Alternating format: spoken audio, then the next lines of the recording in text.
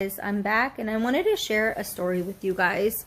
It's a part of my testimony, but I know it probably, like, a lot of people can relate to it, and I'm wanting to share it here because I'm already, I've already been working on myself in therapy and everything, and I feel like this might help me heal as well, to share it with you guys and also maybe help others heal. This happened to me a long time ago when I was a child, but okay. So, when I was a child, so my upbringing was kind of very different than what normal people's childhood is. I grew up way too fast, way too young. I had to be an adult at a young age. I know a lot of people I know have said the same thing. So I wasn't able to be a child at that time, So I was a very quiet, shy, timid child. Like, I did not ever talk back. I never spoke up. The type of family I grew up in was, let's say, I don't know, harmful to my upbringing, I guess, if you want to call it that. Well, they definitely were, but also it's like generational trauma, So it's like, that's the only way they knew how to behave, I guess. And that's not an excuse, but some people have to understand that. And I've forgiven them, and I've forgiven everything that's happened, and so that's why I'm able to move on from it and share it, because I'm not gonna let it hold me down or keep me in that mindset or be a victim, At that time, obviously, I was a victim. I was a child. But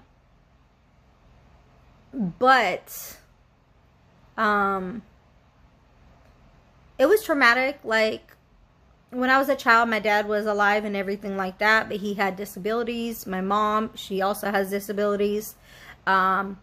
So they didn't really raise me in like a normal parent-child upbringing, So I was the parent basically, and I took care of them, and to the best of my abilities. And then there was another family that also like helped out, I guess. But really, it was kind of more like taken advantage of. We were taken advantage of because we were like the poor family. We also, so like, it was me, my sister and brother, my parents, especially my dad, super old, like a grandpa age old, but he was my dad. So he passed away when I was younger. But during the time that he was alive and after he passed, I was getting raped, sexually abused. That's how I lost my virginity, by extended family member, like a couple of them. And at the time, you couldn't speak up and say anything to family or anybody else, like outside the family, like at school or therapy or anybody. You were very secluded to home and the people around in your family. That's it. So it was like a lot of controlling behavior. But I didn't understand it fully, but I did understand that it wasn't right, and that I didn't like it.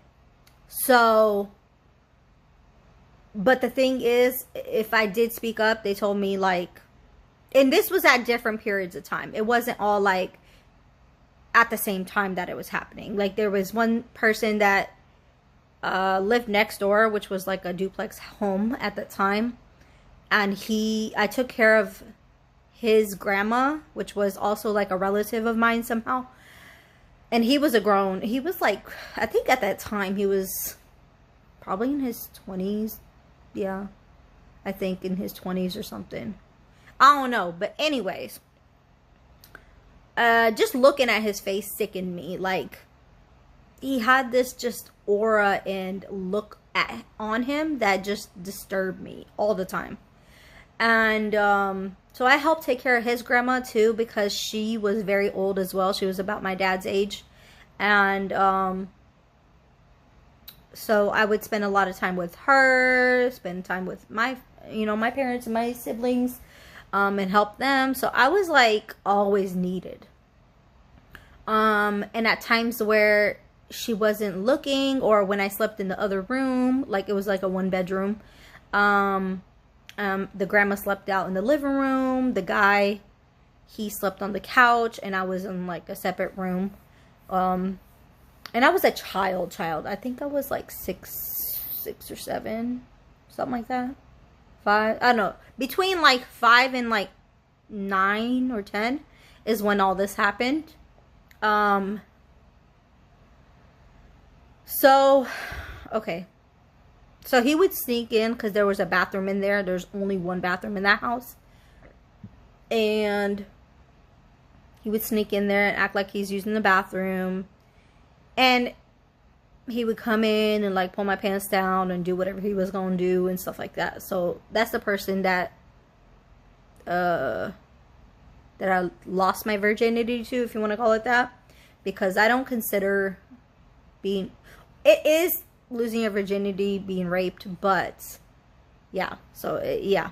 Anyways, he would do all that, stuff like that. Sometimes I would try to like run out of the house, like quietly and carefully while he was sleeping, to go to like my home, which is my family's home, because it was a duplex. So it was like,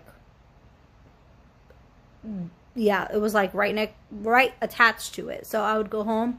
I would try to hurry up, and they had like a door, and then it would go into a hallway, and then there was a screen door and another door. And so I would try to hurry up and go into the hallway quickly, try to leave, and he would come like right behind me, and I don't even know how he knew I was leaving. And he kept touching me, kept caressing me. I did not like it. Like, ugh, it made me so disgusted with myself. And I didn't love myself at this time. I didn't know how, and nobody ever taught me. So in my upbringing, it was a lot of trauma, but also things were not taught to me unless like a teacher taught it to me or somebody else, or I had to learn just by, being out in the world and learning. And I didn't know a lot of things. Nobody taught me any of this. We didn't have like normal talks at home. We didn't conversate like, oh, how's your day? Your feelings did not matter. You were not allowed to speak to an adult. Well, obviously, I understand to some aspect. Like, you don't obviously talk back to grown-ups. You respect your elders. I appreciate those things. Like, I understand those things, and those are good morals. But at the same time, an adult who's older than a child and is abusing them because he thinks he can is straight up wrong. I would go to school every day and be bullied, be teased by the way I dressed, by the way I smelled. And it was just because I was going through puberty at a really early age because of what happened to me. So my body was developing. I was starting to get, a chest and things like that. I had acne. People used to make fun of me. I used to sweat really bad under my arms, and you could see it through all my shirts, and I felt embarrassed. Like, I was just going through it. My mom, she didn't know how to dress us. She would put several layers on us. Like, we were poor. And, so at school, people would tease me. I never spoke about it because I was too scared, because I knew he told me if I told anybody, he'd kill me at that point, especially if you tell a child that. Obviously, they're fearful. They're thinking you're really going to do that. So obviously, I didn't tell nobody. I went to school. I wouldn't tell the counselors or teachers. Thankfully, some teachers were more like, caring and nurturing, and were like more of a like a parental figure. They would like help me with the, you know, with deodorant and you know, soaps and how to do my hair. Like they would do my hair for me. Just little things that I missed out on at home. And so I really appreciated that. I'm grateful for the teachers I had. And I also had it wasn't my dog, but it was the therapy dog we had in class. And I would be the one to like be with it most of the time, and it helped me a lot. Because I wasn't allowed to speak, so I had all this bottled in for so many years and didn't tell nobody because nobody would believe me anyways, because I'm a child and they're adults and they're related. And yes, I'm related to them, but at the end of the day, like, they don't care, or they didn't care. They also, the males in the family, whether they're like extended family or immediate family, they're like in charge. So if there's like a brother or a son or a nephew, whatever, they have more like authority in the family. Like boys are, they pretty much can do whatever and get away with it. The females are like held to a different level, you know. And also women are taught to be submissive and learn how to be a wife and a mother at an early age. And so basically, like, your brother, your father, your nephew, your whatever can whoop you, like can hit you and beat on you, and nobody is allowed to like intervene or try to stop them or whatever. Like, I remember getting hit all the time. If they didn't like the way you were looking at them, if they didn't like that, the way you were sitting, they would call you out your name. I've been called so many curse words. It's crazy. Like the grandma would do it too. Like, she grew up like that, but she was also like highly respected in the culture. So she would whoop me. She would, you know, hit my mom. She would hit my brother. My sister, really, she barely ever got hit. But it wasn't because I wanted her to. It was just like unfair, you know. I'm the oldest. My brother was the youngest. She was the middle child. And she got away with so much. But anyways, back on track. So he would abuse me as many chances as he got. Eventually he did something. I forget what he did, but he ended up going to jail. Not because of me. And then during that time also, there was another extended family member that passed away like so many years ago. But when I was a child, he also raped me. He would take me. So the grandma would tell him like, hey, he would come over, hang out with her and talk to her or whatever. They would talk. And he would like, and I was friends with his daughters and stuff because they were my family members. And, and he would take me because she would tell him like, hey, take Bayon, which is me, out, you know, with you if you're gonna go to the store, or if you're gonna, if the grandma needed something from wherever, like the store. Or we used to go pick spinach. Spinach picking looks so much different than the spinach we buy at the grocery store. Like planted spinach, there were spinach fields and stuff, and we used to go and pick it. That's where I thought we were going. So we would do that too, but he would only always take me, and I hated it. I was like, I don't want to go, but I couldn't say that to the grandma. I couldn't say that to him. Like, I was forced. And everything I did, I was forced. I had to be up at a certain time in the morning. She would make me come over her house. Even though she had adults in the house to clean and cook and things, she would make me come over. If I didn't come over, she'd be at our house, hitting me, making me. She's passed away now too, but it's like impossible to get away from this type of stuff. So they held like our money, our, you know, food benefits, things like that. So we had no control over anything we had. But anyways, she would make me scrub her kitchen floors on my hands and knees. She would make me vacuum all their houses, like their house up and down. Not just that house, like up until the time that she passed, like I was doing that when we lived by her. Of course, when I became an adult, obviously I moved. I got my own place, you know, all that stuff. So that's different. But when I became older, I left home, had my first kid, all that stuff, and then whatever. But up until that point, when I was still living by them with my family, I was still doing those things, like cleaning their house, like vacuuming, mopping. She had grown kids in that house. Like, besides that creep that did that to me, he had siblings, sisters and brothers that lived in the same house. And they didn't have to do nothing.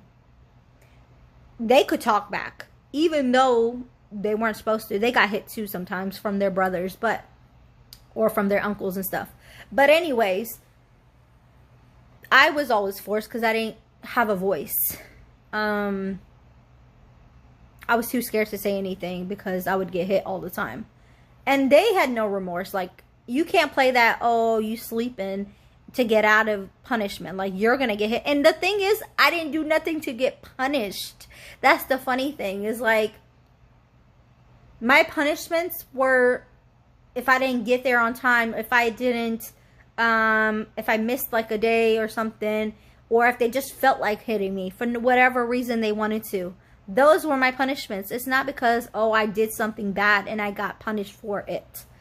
Like, later on when I got older, like, I started being really rebellious because I was like, what the heck? They're going to hit me anyways. Like, I might as well get punished for something I'm actually doing, which is a dumb mindset, but that's how I thought at that time. Like, why am I getting punished for my siblings doing stuff? Well, just because I'm the oldest, I'm always expected to know everything, to do everything, and nobody else gets to do it. Nobody else has to do it but me. So I was tired of it. I was so fed up. I mean, when you bottle things up, they stack and stack and stack and affect your health and affect your mental and affect the way that you see the world and other people. But anyways, back to the story. So the guy that took me out to the spinach fields or whatever, he would park the car. He would make me, like, you know, do sexual things with him. Nobody ever said anything. I never said anything. He had a wife and kids, too, that I would go over their house all the time and hang out with his kids. But it was just an ongoing thing. Like, there was multiple people doing this to me, and I couldn't say a word. That guy passed away. The other guy is still living. But they never took accountability. They never got, because I never said anything, right? I was too afraid. Even when I got older, like, it was just tearing me apart. And it affected my relationships with other men. It affected, like, my mindset, how I moved and behaved. Like, I had a father figure, but he passed when I was a child, and he couldn't really be a real father because his capabilities, to the best of his capabilities, he could. But like I said, I didn't have like a typical parent-child household. So I grew up, you know, being super submissive all the time to different men. Like, I seeked a lot of attention from men, and I was promiscuous. I was just not the person I am today, which I'm grateful I grew from that. I changed. Not only my mind, but like how I move, how I see things, how I go about things, the choices I make, the life I want, the morals and integrity I have, like all of that, because of what I went through, has molded me into a better person. Not saying that what happened to me was good. It's not. It wasn't a right. It wasn't nothing. There's no excuse for it. Anyways, all that happened for so many years. Finally, I think it was in middle school or high school, I want to say. I finally, like, I was going to my counselor's office all the time. I just really enjoyed talking to my counselors. And eventually I told what happened, because the guy was still living, because we had moved several houses since then, and he was still living next door to us. I don't know why he didn't have his own place, but typically in the culture, like, people live together, whether it's extended or immediate. But anyways, he still hated me. After some time, I spoke up. I was so terrified. I spoke up and I told him when he was trying to touch my body and stuff and nobody was around, I told him, I was like, I don't like this. I want you to stop. And he couldn't believe it. So he hit me. He slapped me across the face and told me to leave. And I cried, and other people saw me crying. They didn't say nothing. And that was the last time he ever did it, right? But ever since that time, after I spoke up, he hated me. And not to say, obviously, I didn't like him as well. I didn't like him at all. But it's like that trigger that set him off. I don't know. Anyways, so I wasn't his go-to like victim anymore or whatever. I don't know if he did it to anybody else besides me, but anyways, so after that point, I think I was probably I don't know, I want to say 10, 11, 12 maybe ish, something like that. He never touched me again. The other guy was still touching me, but when he passed away, because he traveled to somewhere else and he got in a car wreck and died. So that guy obviously was out of the picture too. And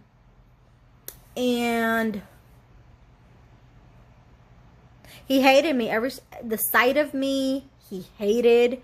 He was just disgusted with me because he didn't like me anymore because of me not letting him do what he did.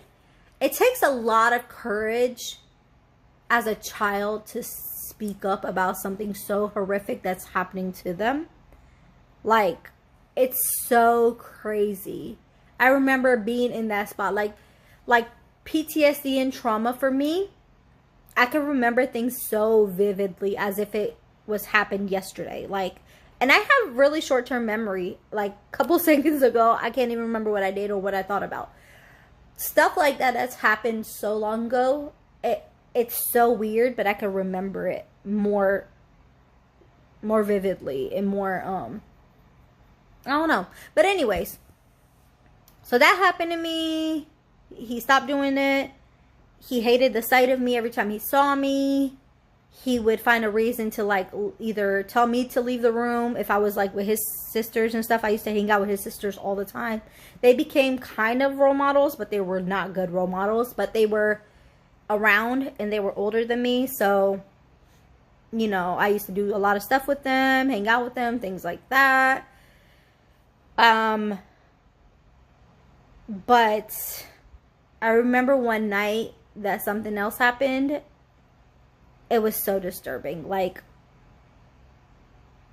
I had told his sisters a long time ago when they were like younger, because they had traveled to see their family and then they came back, and I told them what had happened, and they were too afraid of him to say anything either, or like tell him to stop or whatever. So they never spoke up. They just, you know, they didn't do nothing about it. So nobody ever protected me or helped me in that situation.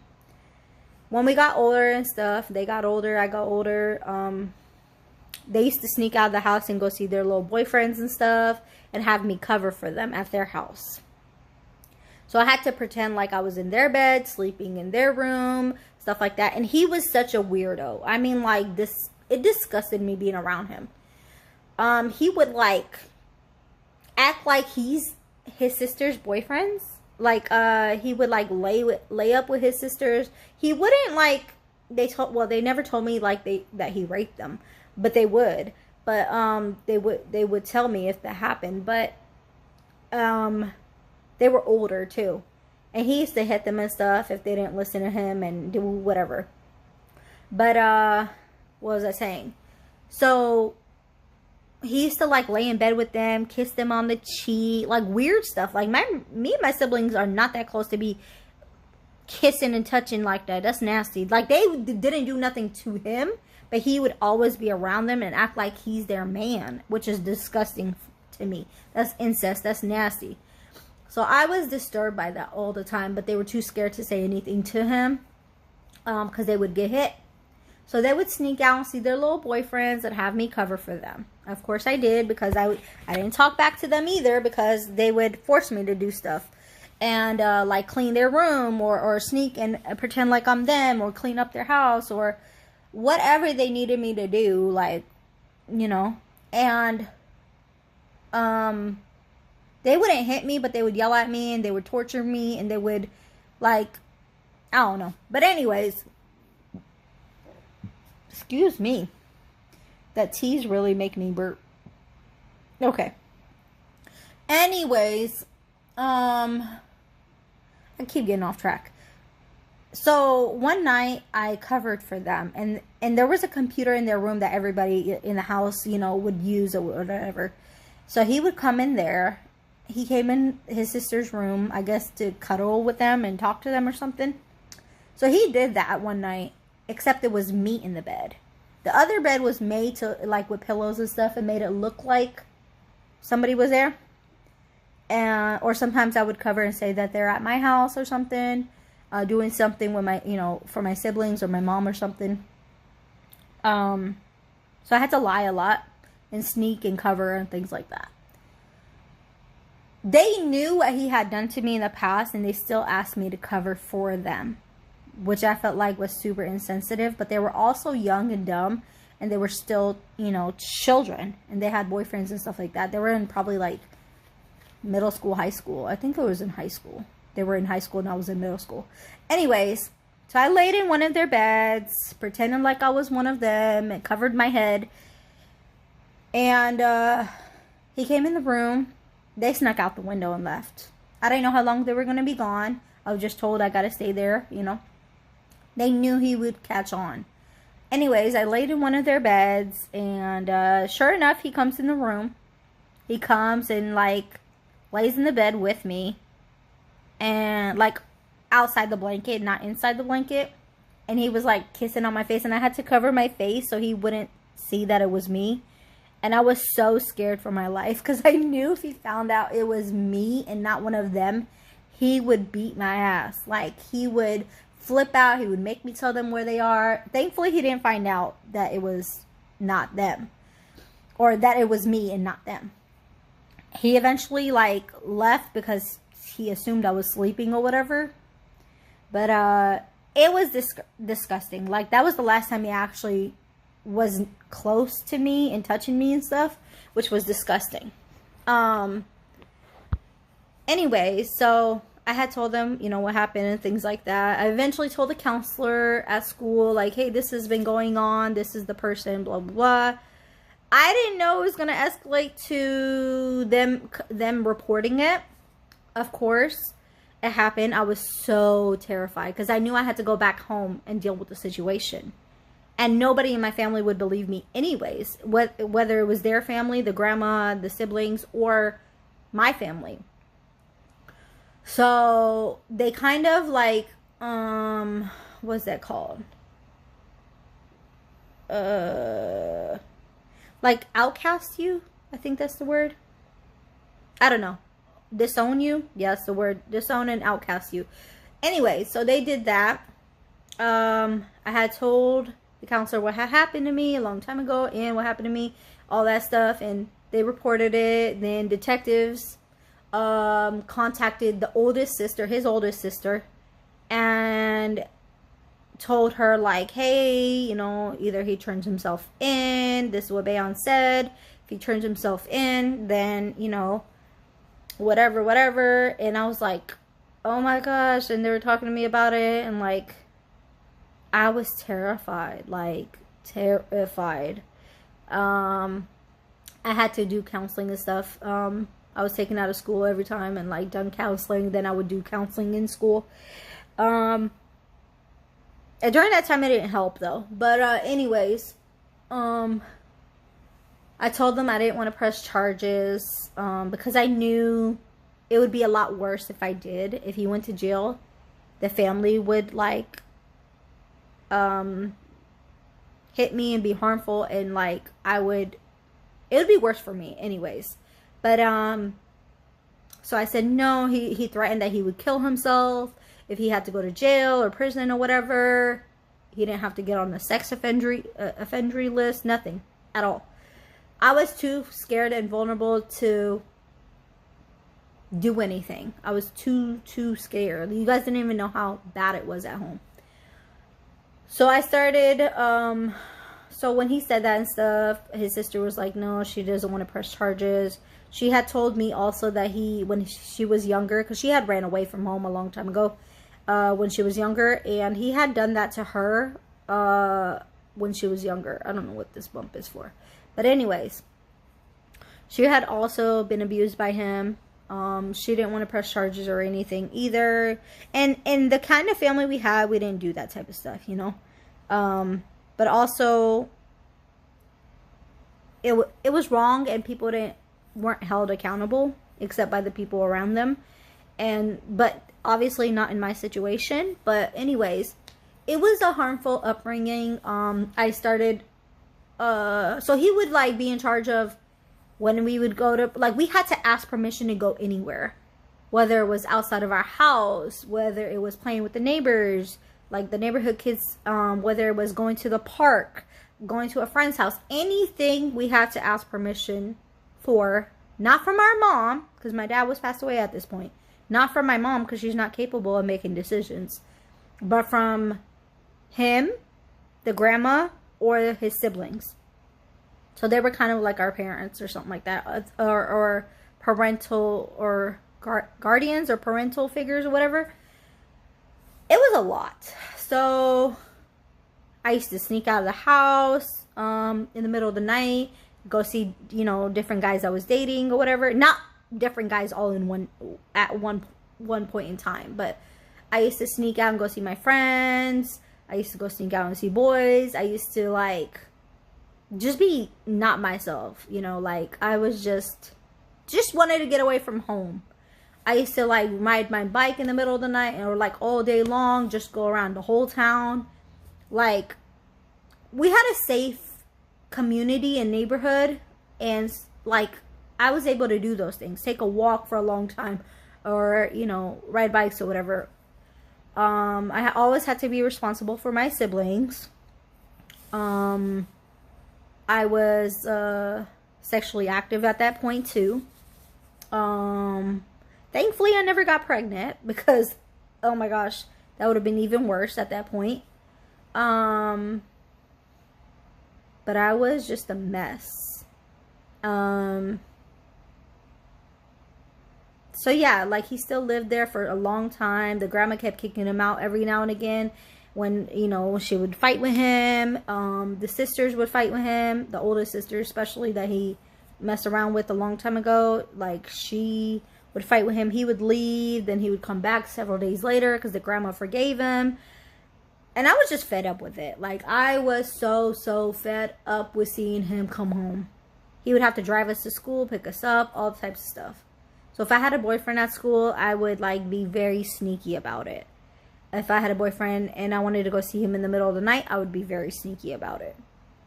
And anyways, eventually, this is how it happened, where I left home. I ran away. One day I was at my friend's house. She took me to her house after school because she had a car in high school. And I forget if no. Wait, actually, yeah. So I was at her house, but I was texting this lady that was like a friend of the family. And I was telling her all the stuff that, you know, we were friends at that point. I was texting her and whatever, and I was telling her about what was going on at home. About how they were treating me, about how they're, you know, abusing my family and taking, like, controlling us and taking our money and taking our, you know, whatever. Like, not giving us, not going shopping for us when we needed food. We always had to go to the pantry. And nothing's wrong with the pantry. But, you shouldn't have to rely on that because people are holding your food stamps. Because we were very, very low income and poor. until their food runs out, their household runs out of food, and then go shopping for our home, when we are always at home. And we had 3 children, young children, and then they were adults that could work, that can go get food whenever they want. We had no car because I couldn't drive at that point. My mom never drove ever. So it was a mess. So I was texting her this, but I accidentally sent it to one of his sisters, and she flipped out. I was so scared because I couldn't believe I made a mistake like that. But I think it happened for a reason. I believe everything happens for a reason, whether good or bad. And I think that finally, like, opened up all these different things. It opened up my voice to be heard, to speak, to not be silent anymore. So I accidentally texted her. She flipped out, texted me back. She was at work. She flipped out, texted me back and said, come home right now. And of course, like, I had to listen. And she was threatening me, like, oh, you, like, she was cursing me out and stuff like that. Talking about, how dare you? You know, we do all these things for your family, and we take care of you guys and all this. Taking care of is not just doing stuff that you should be, like, thinking, like, I'm supposed to be like, oh, good job. Like, what? Do you not see everything else your family has put us through? Like, come on now. Like the brother that, sorry, I keep messing with this bump right here. Anyways, the brother that would abuse me would, like, you know, hit me for no reason. He would hit my mom in front of us, and, like, I tried to stand in the way so she wouldn't get hit because I hated seeing my mom get hit. She would get hit with all types of stuff that he would hit her with just because he hated her. He didn't like the way she looked. He didn't like the way she sounded. He didn't like just anything. The grandma would abuse her, and I was so fed up with it. Like, time and time again, I just held it in, and I just exploded, basically. I spoke up about it. I texted the lady. She was a family friend. I texted